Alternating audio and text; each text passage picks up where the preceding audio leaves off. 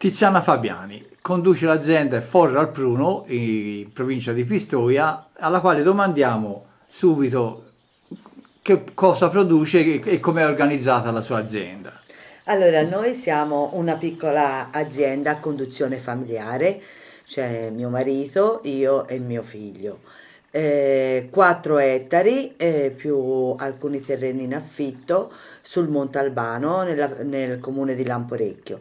Ovviamente la produzione principale è l'olio d'oliva, la coltivazione dell'olivo. Però dal 2006, quando sono entrata anch'io a lavorare, a dare una mano in azienda, abbiamo cercato di diversificare, passare da azienda olivicola a un'azienda multifunzionale. Quindi abbiamo introdotto alberi da frutto all'interno dell'azienda, abbiamo recuperato dei campi in pari dove facciamo gli ortaggi e poi io ho realizzato il laboratorio di trasformazione dove cerco di trasformare, seguendo certi principi di qualità, la frutta e la verdura che viene data dall'azienda agricola.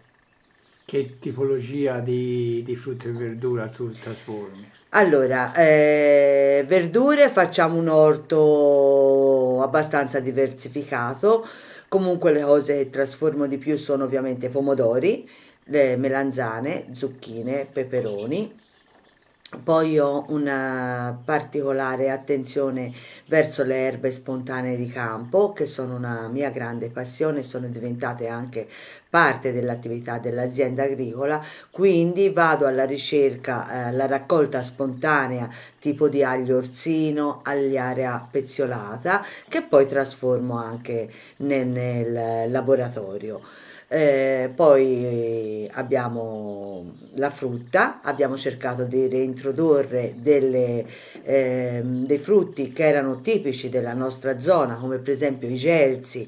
Prima nelle aziende agricole del Pistoiese i gelsi erano presenti perché veniva coltivata la seta, mentre ora è un frutto che è andato un po' in disuso, mentre invece è un frutto che ha un apporto nutraceutico molto importante, più del mirtillo anche, quindi noi abbiamo reintrodotto i gelsi, uno bianchi e neri, che trasformo e faccio delle composte, non delle marmellate, ma delle composte perché si va oltre il 70% di polpa di frutta e faccio anche dei succhi di frutta. Abbiamo introdotto i melicotogni, poi albicocche, i fichi che erano comunque in azienda, c'erano alcuni fichi di diverse varietà, dal fico San Pietro, quello viola, al fico dottato e così insomma sfruttiamo quello che c'è e alcune cose le abbiamo reintrodotte noi.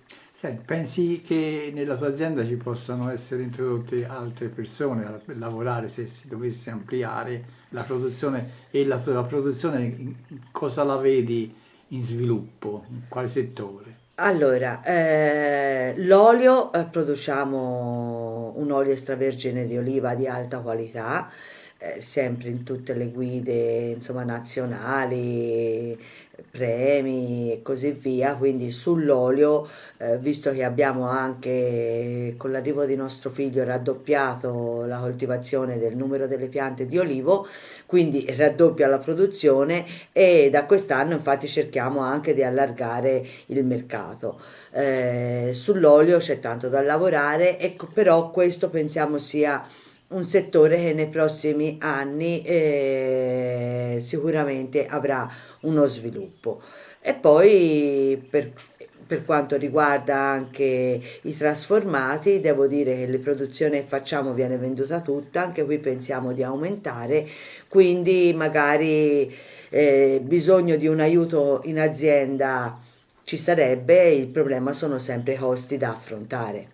Senti, che operazione di marketing tu fai appunto per promuovere i tuoi prodotti? Allora, noi siamo un'azienda presente sul web col nostro sito internet, anche se ora ce l'hanno hackerato e quindi lo dobbiamo ricostruire tutto da capo, perciò in questo momento proprio è in stand-by, però abbiamo sempre avuto il sito internet per dare delle informazioni generali sull'azienda e che tipologia di azienda. Abbiamo Facebook e Instagram dove invece quotidianamente pubblicizziamo le attività che facciamo, le produzioni. Poi partecipiamo ai mercati contadini della zona, ma anche mercati sempre contadini, cioè di un certo tipo, anche fuori dalla Toscana. Poi i primi anni, nel 2006-2010, abbiamo anche fatto delle fiere all'estero, in Svizzera, per esempio Lugano, Zurigo, questo per cercare di espandere, soprattutto per l'olio, cercare un mercato altro.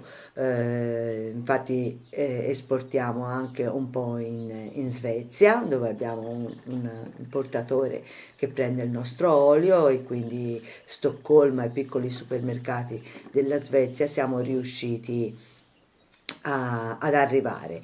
Siamo riusciti ad arrivare là dove cercano un prodotto particolare. Ovviamente non siamo sugli scaffali dei supermercati, ma sugli scaffali di piccoli negozi o di piccoli supermercati, però che cercano la qualità. Bene, allora.